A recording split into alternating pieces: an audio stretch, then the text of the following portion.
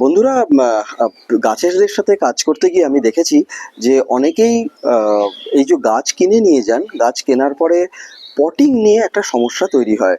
অনেকেই বলেন আমার কাছে পট আছে, আমি বাড়িতে গিয়ে পটিং করে নেব। সমস্যাটা এটাই হয় যে আমাদের যারা সাধারণ মানুষ তারা অনেকেই জানেন না যে কোন গাছে পটিং প্রসেসটা কি আছে বা সয়েল মিক্সচারটা কি আছে।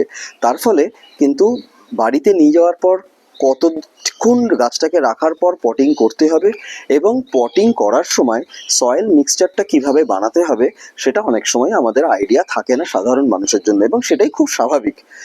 তো সেই কারণে কি হয়, গাছ বাড়িতে নিয়ে এলাম, আমি পটিংও করলাম, তারপর কিন্তু সেই আশানুরূপ ফুল বা ফল পাওয়া যায় না। যেমন ধরুন আমার কাছে এই যে গাছটি রাখা আছে, হ্যাঁ, এই গাছটা বা যে কোনো গাছ আমি দেখাতে পারি, ইনডোর প্ল্যান্টস হতে পারে বা আউটডোর প্ল্যান্টস হতে পারে। এই পটিং মিক্সচার বা সয়েল মিক্সচারটা কিন্তু খুবই ইম্পর্টেন্ট। কেন ইম্পর্টেন্ট?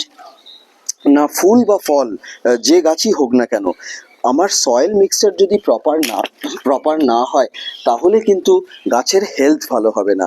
গাছের হেলথ যদি ভালো না হয় তাহলে কিন্তু গাছ সেই আশানুরূপ ফুল বা ফল দিতে পারবে না।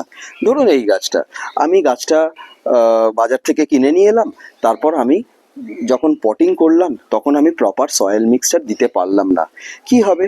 ধরুন আমি একটা মাছ বা একটা অন্য কোনো প্রাণী নিয়ে এসেছি, তাকে যদি আমি প্রপার প্লেস না দিই, প্রপার খাবার না দিই, তাহলে কি হবে? সে রোগা হয়ে যাবে, তার শরীরে বিভিন্ন ধরনের রোগ বাসা বাঁধতে পারে, পোকামাকড় থেকে ভাইরাস থেকে শুরু করে বিভিন্ন জিনিস হতে পারে।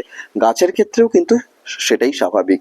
সুতরাং পট যখন পটের সাথে পটিং করবেন, সয়েল মিক্সচারটা ইম্পর্টেন্ট হয়ে যায় গাছের জন্য। তো সেই কারণে ইদার আপনারা প্রপারলি জেনে প্রপার মানে সয়েল মিক্সচার রেডি করে গাছ বসান, অথবা যে সমস্ত নার্সারিতে একদম রেডি করে কোন গাছের জন্য কোন সয়েল মিক্সচার দেওয়া দরকার সেই যে সয়েল মিক্সচার দিয়ে রেডি করে যারা গাছ বিক্রি করছে তাদের থেকেও আপনারা নিতে পারেন।